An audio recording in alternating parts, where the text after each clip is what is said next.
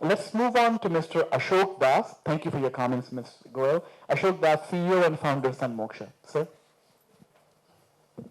So you mean to say that cyber security is spices, right? Not salt. It can get very spicy if you want. So we work in the remotest of areas in India, villages. And we are running smart microgrids in the villages. And we realize how important it is to have this remote monitoring, data security, etc. We have achieved it in multiple ways.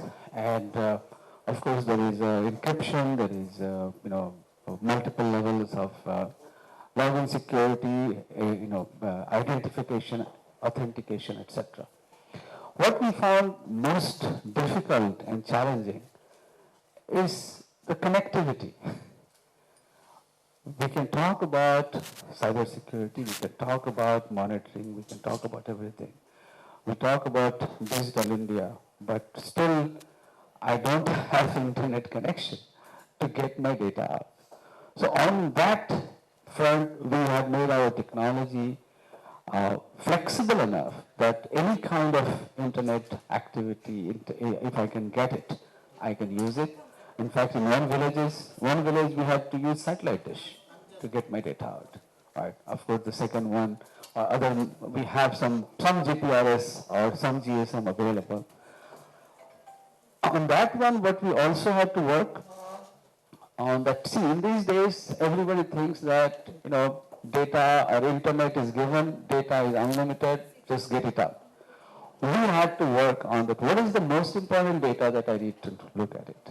I don't have to send every data cut from those systems, or from those IoT devices or meters and sensors to look at the health. So clearly define what is needed.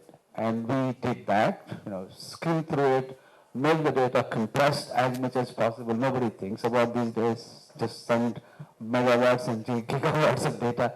So those are the couple of things that I think we need to work as a community to make sure that we have standardization around that. And what we also did is that we separated the flow of communication from flow of electricity.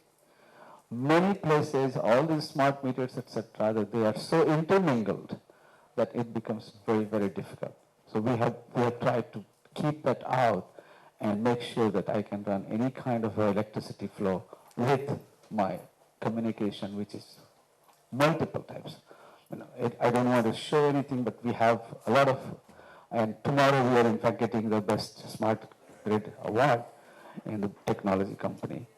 And that is why I think ISGF has recognized us that yes, we have done something which is truly exceptional in this sector. Okay. Thank you so much. Congratulations on the award in advance. I think you must have done a good project, good work to deserve that. I think a couple of interesting things that you mentioned, I think we have to notice this, and it goes back to what Swedish companies could be thinking in this area, or for that matter, all companies could be thinking in this area. The idea of microgrids in villages, in fact, I was involved with Reggie in writing some of that papers. The idea of microgrids in villages to make these villages, in many ways, the islands of independence, that's a great idea. I think you empower the villages to have the idea. But the fact of the matter is, as we found out when we lost power in 2003 in the US, one little problem in Cleveland, Ohio, and we lost power to the entire Northeast. It's an ecosystem, right? So the challenge, to your point of the communication is, I'll come to data in a minute, is as these microgrids are being built in these villages, they have to do synchronize with the mothership, so to speak, and be able to disconnect as and when needed, right? Maybe during a storm, maybe during some kind of communication issues, stability issues, you disconnect. That's the first issue. So islanding and reconnection to the grid, ideas for Swedish companies to be thinking about, and technologies that support that, right? But there's also the issue of, you talked about protocols and standards, but we'll come to that later, but the data issue.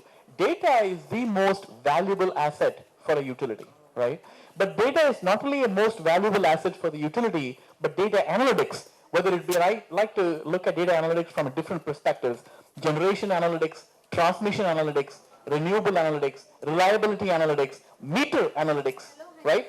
All the way down to the consumer disaggregated analytics. All the different analytics use cases have to be developed and built. And Swedish companies, I know that, I don't know if they are here, but I know I've worked with a couple of Swedish companies that are working in the space of data analytics.